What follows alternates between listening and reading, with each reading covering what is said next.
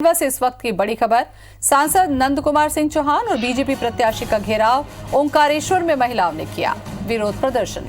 सांसद को बीच में ही सभा छोड़कर जाना पड़ा। महिलाओं ने पट्टे नहीं मिलने पर सांसद को घेरा। सीएम शिवराज ने पुनासा दौरे में की थी घोषणा, ओंकारेश्वर वासियों को स्थायी पट्टे देने की घोषणा की थी।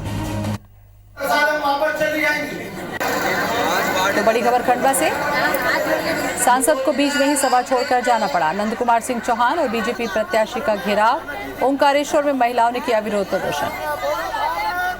महिलाओं ने पट्टे नहीं मिलने पर सांसद को घेरा। सीएम शिवराज ने पुनासा दौरे में की थी घोषणा, ओंकारेश्वर वासियों को स्थायी पट्टे देने की घोषणा की थी और पट्टे नहीं मिलने पर सांसद को घेर लिया महिलाओं ने। देवेंद्र जायसवाल हमारे साथ में जुड़ चुके हैं। देवेंद्र, जानकारी दें इस घेराव को लेकर। जी ज्योति जी, ये जो ओंकारेश्वर क्षेत्र में सांसद नंद कुमार सिंह चौहान पहुंचे थे, यहाँ पर अभी जो शिवराज सिंह चौहान आए थे कुछ दिन पहले, उन्होंने पुनासा में घोषणा की थी कि ओंकारेश्वर में जो लोग रहवासी हैं उनको स्थायी उनके निवास के पट्टे नहीं मिले, क्योंकि उसको वन ग्राम की जो है भूमि माना जाता रहा है। उन्होंने कहा कि इसको हमने तब्दील कर दिया है और इसकी एनओसी मिल गई, इसके पट्टे देने की उन्होंने वहां पर घोषणा कर दी।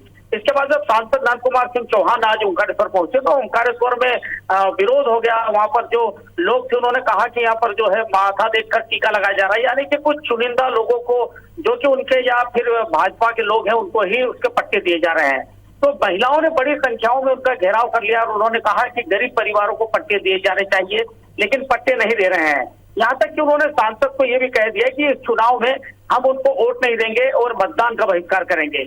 पर जब स्थिति बिगड़ी तो सांसद नंद कुमार सिंह जो वहां से भाजपा के प्रत्याशी हैं नारायण पटेल, उनके साथ वो सभा के बीच में से ही उठकर चले गए।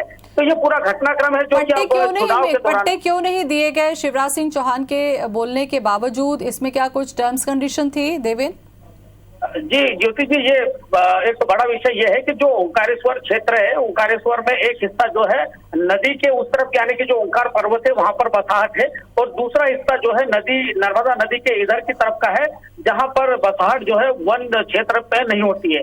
तो जो पट्टे वितरित किया जाना है वो नदी के उस क्षेत्र में यानी कि पर्वत के छोर पर के पट्टे वन विभाग की एनओसी अटकी हुई है, इसलिए वहां पर नहीं दिए जाएंगे। तो आधे से अधिक जो जनता ओंकारेश्वर की है वो ओंकारेश्वर मंदिर के आसपास, ओंकारेश्वर पर्वत के आसपास बसाहट उसकी है और वहां के पट्टे नहीं दिए जा रहे हैं अभी, और आधे जो ओंकारेश्वर नगर पंचायत है वहां के लोगों को मिल रहे हैं। तो इसी का विरोध वहां के लोग कर रहे हैं कि पट्टे अगर दिए जाने हैं तो सभी को दिए जाए, अगर कुछ लोगों को दिए जाएंगे। पट्टे देने की बात के दौरान क्या ये स्पष्ट नहीं किया गया था देवेंद्र कि किनको दिए जाएंगे और किनको नहीं दिए जाएंगे?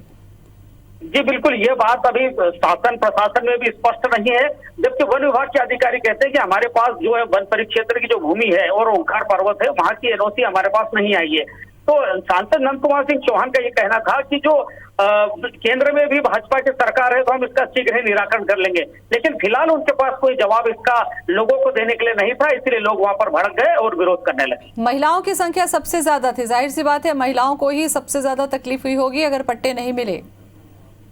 जी बिल्कुल, जो महिलाएं हैं वो वहां पर किसी तरह से जो जीवन यापन कर रही हैं उनको रहने की स्थिति बेकार है, क्योंकि जहां पर वो रह रही हैं लगभग 30 से 50 साल से वो रह रही हैं, वहां पर उसी मकान का मालिकाना हक उनका नहीं है। तो जाहिर सी बात है कि उसमें ना तो किसी बैंक अकाउंट को ऋण मिल पाता है ताकि वो वहां पर अपना मकान बना सके, और साथ ही प्रधानमंत्री आवास योजना तक का भी उनको ऋण नहीं मिल पाता, उसका भी लाभ नहीं मिल पाता ताकि वो वहां पर अपना मकान बनाकर रह सके। ये तस्वीरें ये बताती है देवेंद्र कि केवल वादे करके निकल जाने से या सभा में घोषणा कर देने मात्र से ही लोगों की तकलीफें दूर नहीं होती जब तक कि उसमें स्पष्टता ना हो। बहुत बहुत शुक्रिया आपका तमाम जानकारी के लिए।